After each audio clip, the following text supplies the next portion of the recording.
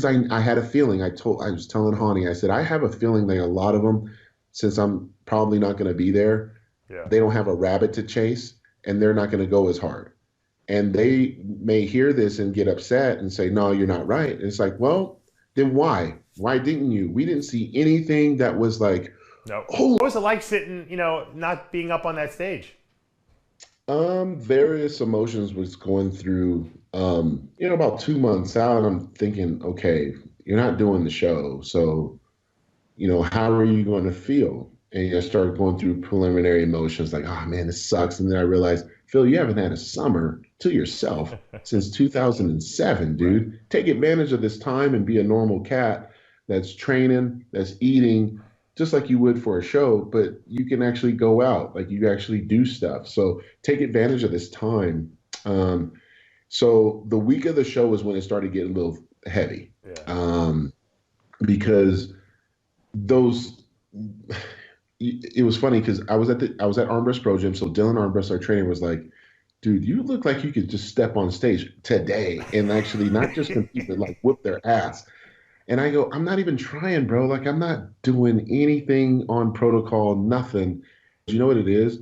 Is that your body is running on autopilot and you're like, you don't have control of it right now. Like, it wants to do the show. Right. So also my emotions wanted to do the show. Hany and I would have a lot of conversations. I would have a lot of conversations with Cherie about it. And then I just realized, like, the day of the show, I'm like, Hany was already in Vegas, obviously. Hany wanted me to fly out. Cherie was actually cool about it. She was like, if you want to just go out for a couple of days, I'll be fine. I said, you know what? I need to know what this feels like to be at home, and just watch it. So I watched it. We actually watched it. We went out to eat that night, the prejudging night. We went out to a restaurant, and here I am on my phone. Yeah. Just like everybody else. And Yeah. it was cool because I got to feel like everybody else, like they're doing the same thing. And I was disappointed a lot in what I was watching, but then I was just trying to take a step back and just say, you know what, man, like how do you feel, Phill? Like, and the way I felt was I was good with it. I was happy. The next night, went over to my friend's house. I was actually at one of my friend's house, playing with his kids. It was cool. It was different. I'm glad I can say I had that experience. Everybody since then is like, so what'd you think of the show? Like, were you there? Like, why didn't you go? Like, and I will say this, everybody's usually programmed to just go, If I want to go, I'll go. But if I don't want to go, there's other things I could be attending to, family, business, etc. And I took advantage of that, and I'm happy with it. No, look, I can understand because I go every year like on autopilot too. And my daughter was just born. I didn't go. It was hard for me not to be there because even though I'm not on stage, I'm a guy who's reporting on it in the scene. So it was difficult not going. But I understand where you're coming from. But for your perspective, you had to look at the result and you had to think, hey, not only did I maybe miss out on an 8th title, but I lost out on a really big paycheck I could have gotten.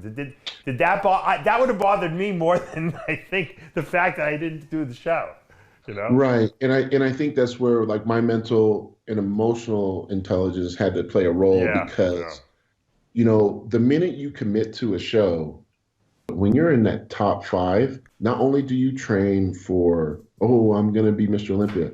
You're training to get a fucking paycheck, dude. Yeah, absolutely. You're lying to everybody, including yourself, your family, and your fans, to say that I just do it just because I like to do it. Well, let's see you place last and see you say that. After placing top 3, you would not be saying that. You would feel like a failure, and you would definitely be pissed because of all the people, all the sponsors, everybody putting money and resources into you, and you fail. You would be very upset. So, and mind you, every time I've won the Olympia, and I say, isn't it amazing that we can make money for our families? Because this is a sport that we didn't think going into that we could even do that. I mean, but so therefore, Dave, when you remove that possibility out of your mind of competing, the $400,000 is not something that you worry about. I used to tell some of my friends at the gym, I'm like, have you guys realized what I've been doing this year? And they're like, no. I go, exactly.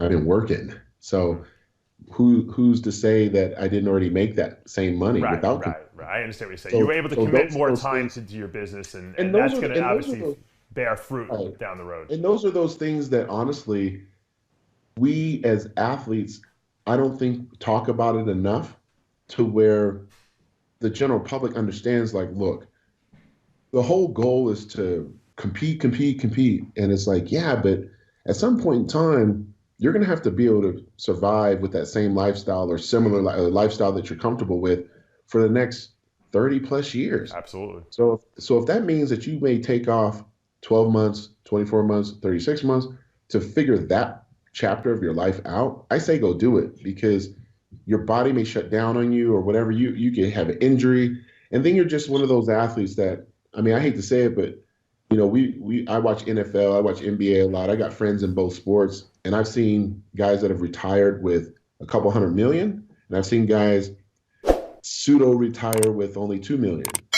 And Yeah, so and 2 million so doesn't last that long. You know that. no, so you have to really think about those things. So I don't think about the cash like that as much as people think.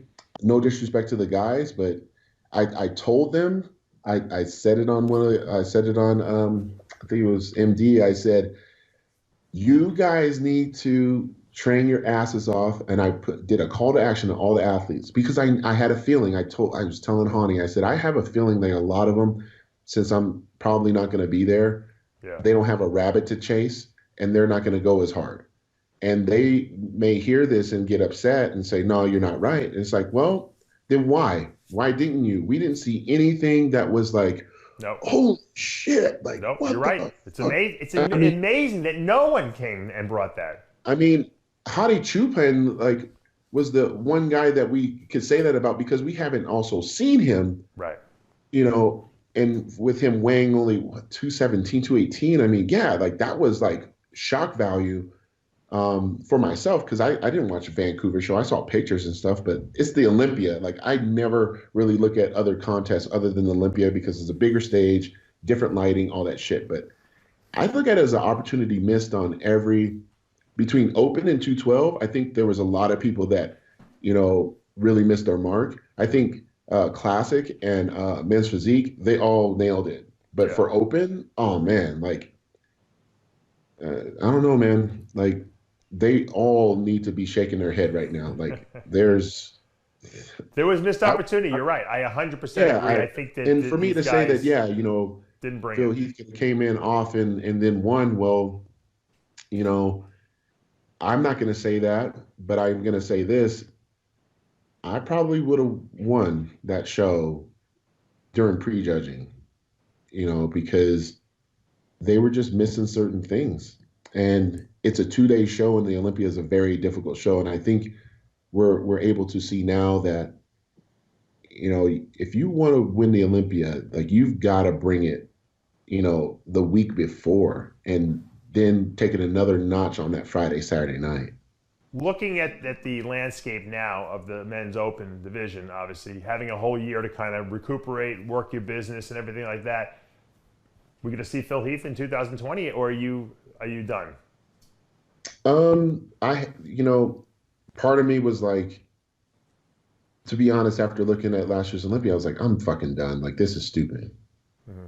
Because part of me was like, okay, what do you have to prove? Which is absolutely nothing. Sure. And not after 7 wins, yeah. No, hell no. And I don't even think people are just now starting to wrap their heads around that, which is quite interesting. They